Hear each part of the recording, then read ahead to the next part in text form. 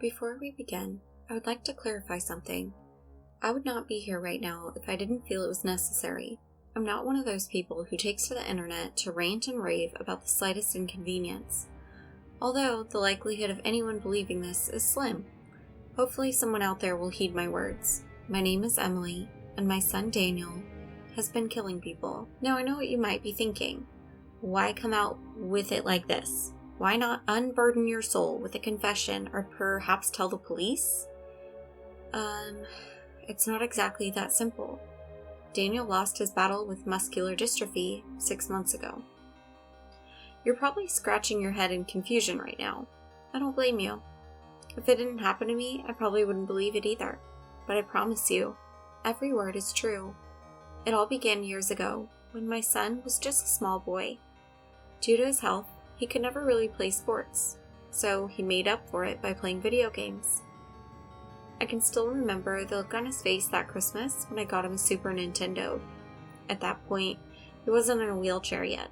He must have tripped at least 5 or 6 times sprinting as best as he could over to the Christmas tree, clutching onto the box as if it were made of pure gold. His favorite game at the time was Super Mario Bros. He would come home from school, get his homework done as fast as he could, and rush into his room, eager to get lost in the world of the game.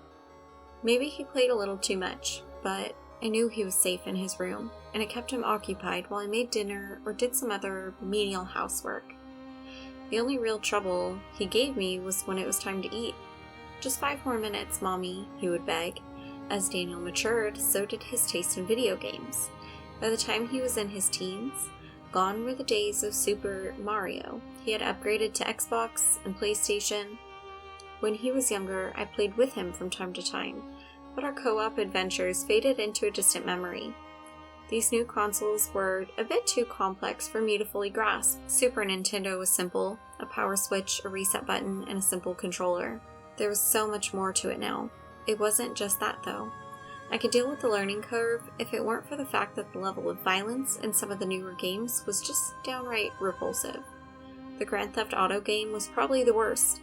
I'll never understand the satisfaction one gets from sleeping with a prostitute only to beat her to a pulp and take back your money a mere seconds later. Real bizarre. Unfortunately for Daniel, the older he got, the worse his muscular dystrophy got. In more severe cases like his, those affected by it will experience a greatly shortened lifespan, often not living past their late teens to early 20s. When he finally lost the use of his legs and was confined to a wheelchair, he started sleeping down in the den as to avoid using the stairs. We moved all of his video games downstairs, and I made a nice bed for him in there. I would never let him know it, but this killed me inside. I can't begin to tell you how many mornings I dreaded coming downstairs. And there was one recurring nightmare I'd always have. I'd come downstairs to make breakfast and find Daniel dead. It was a nightmare that I'd sadly have to live out sooner rather than later. As much as I didn't want to leave my boy's side, desperate to spend every last minute with him until the bitter end, it was important to maintain normalcy, as much as humanly possible, and that meant keeping him enrolled in school. Looking back on it, I'm sad to say that may have hurt him more than it helped him. They say kids can be cruel, but they got it all wrong. Angry, bitter teenagers are far worse. Daniel, standing out from the rest of his classmates because of his wheelchair, fell casualty to the school tough guys. Oh, how I loathed them. There was one in particular, though. One worse than the others. Nick Herter. He wasn't like the rest of them. He wasn't afraid to get physical. He didn't care at all that Daniel was in a wheelchair. That just made him a slower target. When I realized what was going on, my first instinct as a mother was to raise some serious hell. The school advised against that, though, insisting the more noise I made would only paint a bigger target across Daniel's back. So against my emotions and my better judgment, I held my tongue and did my best to extinguish the rage that burned inside me. There may not have been much I could do, but at least Daniel had his friend Kevin to watch out for him during the school day. Kevin was on the school football team and was familiar with a few of Daniel's bullies. Usually he'd step in before things got out of hand. The pair had been friends since about the 4th or 5th grade. I always referred to the boy as a gentle giant. Probably the only thing I ever saw him hit was nails with a hammer. That time he helped me build a ramp from the house to accommodate Daniel's wheelchair.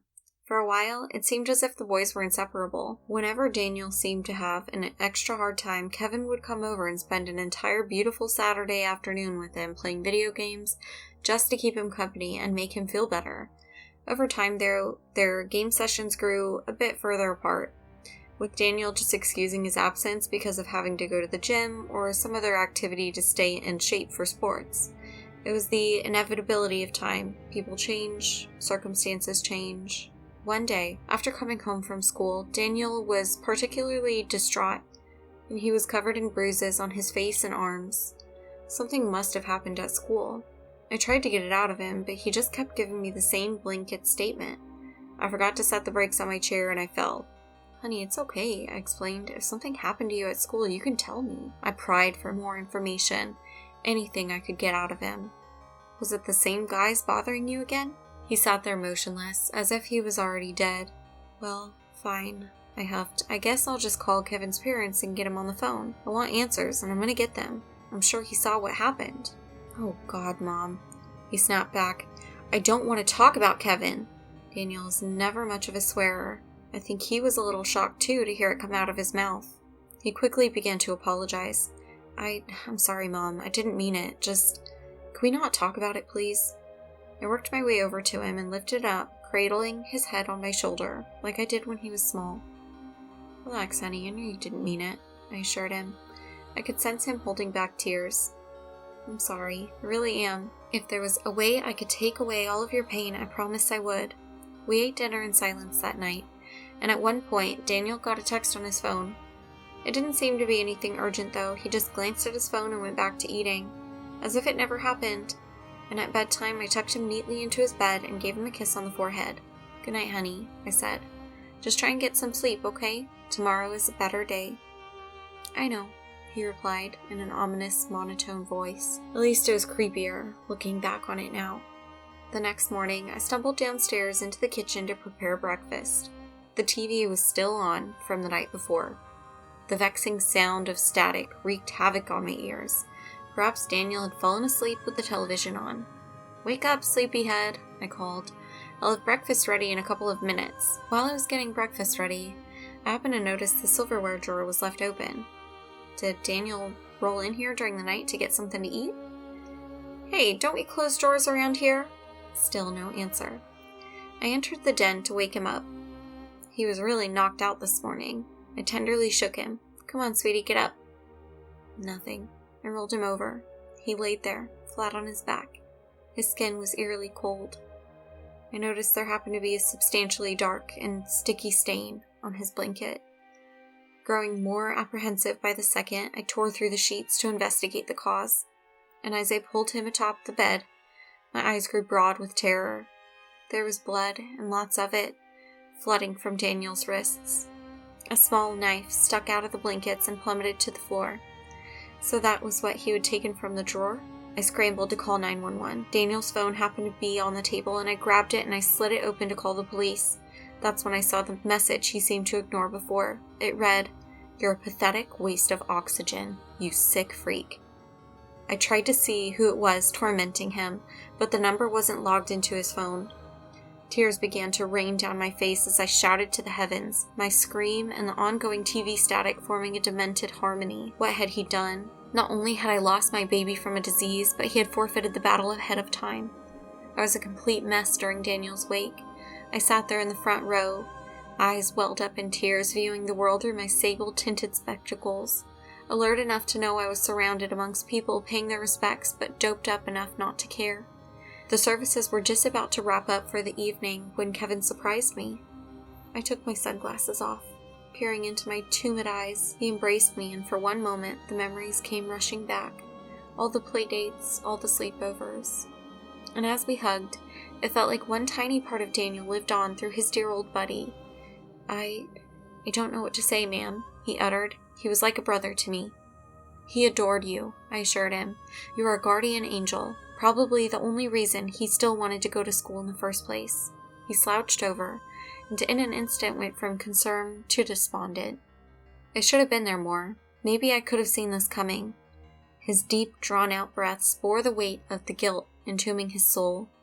Don't ever blame yourself, sweetie. No one could have seen this coming. He leaned over and whispered, as if he was being watched. If you'd been in school, you probably could have seen it coming a mile away. What do you mean? I asked. He began. That day in school, before he died, I took off early for football practice. We were doing laps in the field, and that's when I found him. His wheelchair was flipped over, and he was covered in bruises and dragged himself across the ground. What the hell? What kind of sick animal would do such a thing? My shock had turned to rage. Who did this? I demanded to know.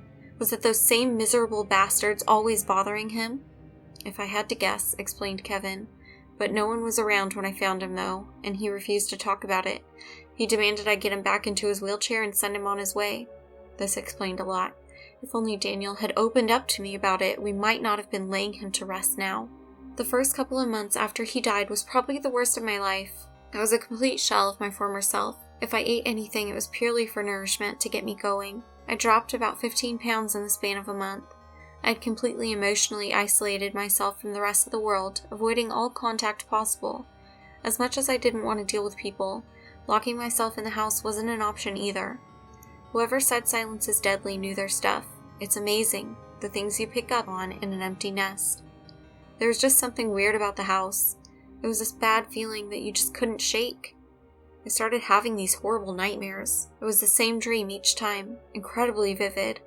The television downstairs would be blasting static. I'd stumble out of bed to investigate, and there'd be these messy footprints heading down the stairs. They were composed of dirt and leaves and other elements. They'd serve as my guide, leading me to the den where I'd be almost blinded by the bright, snowy static of the TV. Beneath the set knelt a decomposing Daniel, gleefully rubbing his slashed wrists across the television, spelling out, "I miss you, Mom," in blood on the screen. He would turn around and we would lock eyes. These weren't my precious baby's eyes, though. They were cold, emotionless black holes where his eyes should be. He would flash me the most sinister ear-to-ear grin, and I'd finally regained consciousness, drenched in sweat and almost dead of a heart attack. My nightmares were getting so bad that it got to the point where I'd do anything to avoid going to sleep. I'd usually down a whole pot of coffee if I could help it. Caffeine could only keep me going so far, though. Then came the tears and I'd wind up crying myself back to sleep. Being a mother was my whole life, my identity. I had this insatiable lust to be someone's life, to be needed again. It would be another couple of months before I got that chance again. One night, after coming home late from work, I sat on the sofa, blindly surfing through the channels and nursing a glass of wine. I don't know what came over me, but I just took a good long look at myself. Takeout boxes were scattered across the floor where my beautiful clean carpet once was. A mess of wires and game consoles were still canopied beneath the television, serving as a painful reminder of Daniel's absence. On the 6-month anniversary of his passing, it was time. I had to move on with life to some degree, and if I kept everything of Daniel's as it was, as a shrine, it was never going to happen. I held a small garage sale and got rid of most of his clothes and shoes, holding on to a few miscellaneous items from his infancy. Mostly everything sold, apart from one of his game consoles and a couple of his old games. Figuring maybe Kevin would want them, I set them aside for him. He came by later that night. I had called his parents. We hadn't seen each other since Daniel's wake. "How are you doing?" I asked. "I'm doing okay," he responded. "How are you holding up?" "I'm going along, I suppose." There was a certain awkwardness in the room. Neither of us knew what to say to one another, and I motioned for him to go sit at the kitchen table and brought him the games. There wasn't quite the same glee in his eyes as Daniel had when he was getting a new video game, but I could tell he knew his stuff when it came to this sort of thing. He sifted through some cables and plugs and asked, "Mind if I plug this in?" It was a reasonable request. The console hadn't been played in so long, and it was full of dust. For all I knew, it was as good as scrap. We took it into the den and sat down next to each other. After a couple of minutes of fidgeting with some cables, the game console was up and running. Kevin selected a game and inspected it closely. "This one looks like it's scratched a little," he observed. "I wonder if it'll play." "Only one way to find out," and he slid the disc in. After a couple of seconds, the loading screen appeared. His eyes lit up as the game had started. I probably hadn't seen a smile like that since Daniel first got the game. Even though this was supposed to be a temporary test run, he seemed to be getting engrossed in the game. I offered to make him a sandwich while he tried the game out, but he declined. "That's okay, ma'am. Don't trouble yourself, he insisted. As a matter of fact, while you're sitting here, do you want to see something cool? Okay, sure, I suppose, I answered. He pulled out a headset from Daniel's things and handed it to me. The game has online multiplayer, he explained. Daniel always bragged about how he was good at this one. I saw right through him. He could tell I was still upset and trying to cheer me up by bringing back a pleasant memory. I was going to save up money and get it myself so we could play together, but unfortunately it didn't work out like that. He continued before I could interrupt. Come on, why don't you play a game? Daniel once said you used to play. It'll be fun. Me? Play a video game? The last time I did that, you still blew into the cartridges to make them work, but I grabbed the controller with anticipation. Okay, so what do I do? I stared ahead at the screen. My character was some kind of soldier in a field. At least I'll call him a soldier. Who else carries a big machine gun? He explained, well, you're the red team. Anyone who has a red name over their heads is on your side. You gotta kill the blue team. You press X to fire the gun. In the beginning, I didn't think I was going to enjoy it as much, but about 20 minutes into it, I could understand why this might be addicting to some. Playing the game myself really shed some light onto Daniel's obsession. In reality, he was stuck in a wheelchair and in constant agony. In the world of this game, none of that mattered. You could run and jump in and out of explosions, shoot bad guys. It was quite a break from the mundane. Apart from the preteen boys shouting at each other, this wasn't half bad. Suddenly, a voice from the headset startled me. This time, the swearing seemed to be directed towards me. Hey, asshole, I thought you were dead. Excuse me? I stammered. I'm just doing good at the game, I guess. Beginner's luck. They just had a funeral for you not too long ago, he continued. I'm sure of it. His username flashed across the upper screen section each time he spoke. Kevin removed the headset from me and exchanged some unpleasantries with this mystery man. Kevin apologized. Sorry you had to hear that. That was a friend of Daniel's and mine. He just wasn't expecting to see the gamer tag again. He didn't know who he was talking to. Something was fishy. He wouldn't look at me in the eyes. Within an instant, he went from friendly and playful and enjoying the game with me to clammy and pale, quiet as a mouse. I thought to myself for a moment, bring on the hurt. Bring on the hurt. The hurt? That's Nick Herter on the other end, isn't it? I screeched. He must have heard me through the headset. You know who it is? What's up? Oh, how I wished at that moment I could have pulled the smug bastard through the television. I was ready to smash the game system, just to turn it off and not hear from that kid ever again, when suddenly another voice chimed in. It was a voice that, for some reason, only I could hear. Just 5 more minutes, Mommy. Come on, just 5 more minutes. That was Daniel's voice. His voice as a child. It was the same high-pitched pleading I used to hear when he was a small boy and I had to pry him away from these damn video games. I'm so sorry about this, I really am, Kevin apologized. You know what? It's getting late. Thanks very much, I'll just pack up this stuff and take off. Don't worry, honey, it's fine. I desperately tried to keep calm. If I wasn't stuck to my seat before, I was now. That was my baby's voice coming from that headset, and I had to try and hear it again. Kevin breathed a sigh of relief. Oh, okay, if you say so, but I really do have to take off now. You know what? Just give me 5 more minutes. Oh God, I was starting to sound like my son now. I'm not gonna yell at that young man or anything, no drama, I promise. I just want to finish the game. He glanced at his cell phone. You know what? You can go nuts and enjoy the game. I'll pick it up from you tomorrow. Thank you for letting me have it. No problem, sweetie. And I stood up and I gave him a hug. Thanks for showing me this thing. He let himself out while I returned to the game.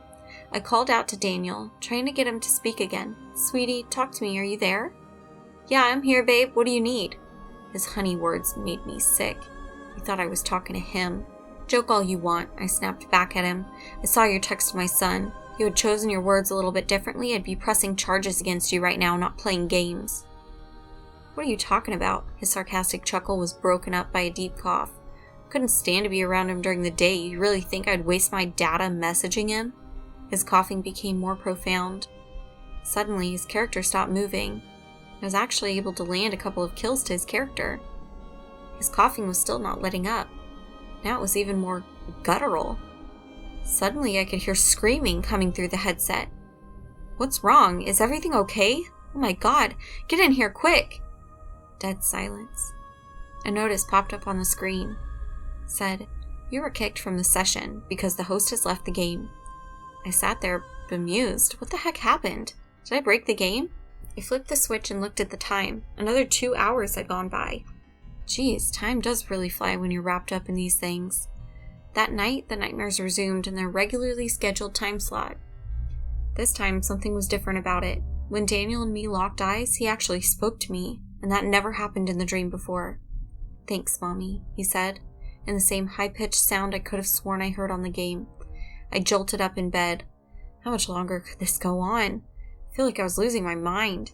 If I had another 2 or 3 hours of sleep that night, that'd be saying something. The following morning, I dragged myself out of bed and down the stairs. Thank God it was the weekend and there was nowhere to go. I hoggishly downed a pot of coffee and tried to wake myself up. I was flipping through the TV channels when a news bulletin caught my eye. 17-year-old Nicholas Herter has passed away after a late-night gaming binge gone horribly wrong. The victim's parents say they were getting ready for bed yesterday evening when they heard strange noises coming from their son's bedroom. The boy's mother had entered the room to check on him when she found him unresponsive on the floor, clutching his video game controller in his hand. Authorities are currently calling his death accidental, saying he appeared to have been choking on something. Although no food or drinks were found in his room, an autopsy is scheduled for later this evening. My coffee cup plummeted to the floor. A tiny mushroom cloud of broken glass enveloped my slippers. He was fine just last night. I heard this kid myself, even played a game with him. He was there 1 minute and gone the next.